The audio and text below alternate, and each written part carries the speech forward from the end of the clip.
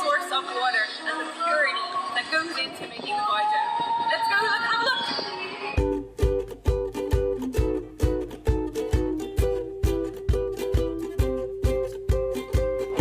So now we're actually in the factory where the baiju is produced.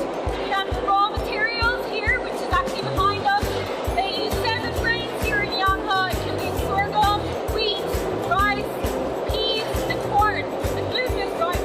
They mix it all together to become the grains here. Then they smash it together using workers, and then they put it in the big pot where then it is used steam to make the baiju.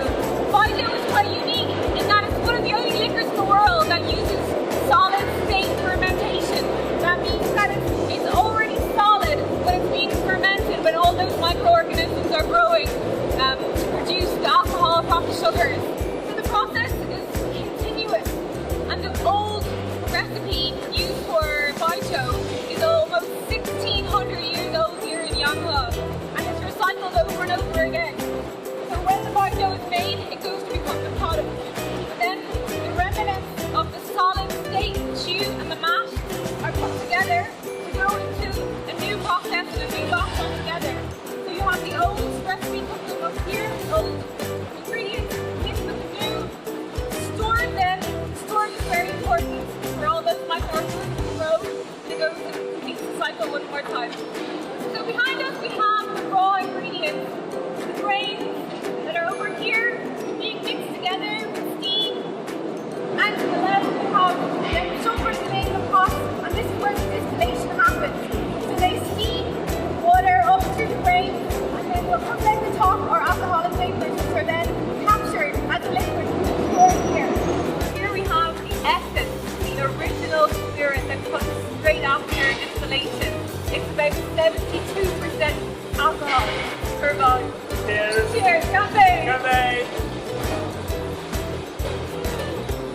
Behind me here is the cellar of Yanghe, where they store the essence, the liquor, the pure liquor that comes after the distillation process in these clay pots. These are very old and really help the mellowing of the liquor over the years that they're stored here. And the essence is stored here for about 5 years.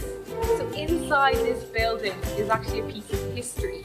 The baiju that lies inside was discovered only a few years ago when the factory dug through to put this tree through, and they found there was actually a cellar underneath with baiju of over 500 years old. The temperature, the humidity and the natural fungus growing on the wall is just really a great experience of how old and traditional this method of distillation and drinking baiju is in China. And now I just want to take the opportunity to explain the very last stage of baiju making, which is the blending process. So this is what differentiates a low-end baiju from a high-end baiju. It really depends on which part of the distillate is used for the baiju and also what's mixed in together.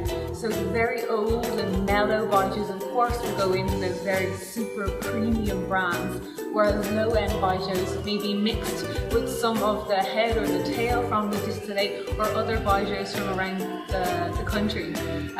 Also, the alcoholic content is managed at this stage. As we all know, they like the stronger the better here in China.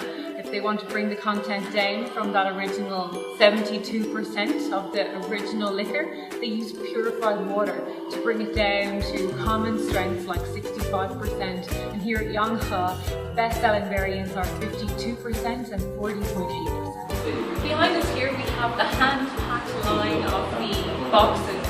And as Robin said, the baiju now is becoming more and more competitive, so people have to compete with the packaging to make it more and more beautiful and more gift-worthy. So below you have very special packaging that has to be done by hand. So that was our tour of the Yanghe factory. We are very grateful for Mr. Li. 谢谢，非常感谢。干杯！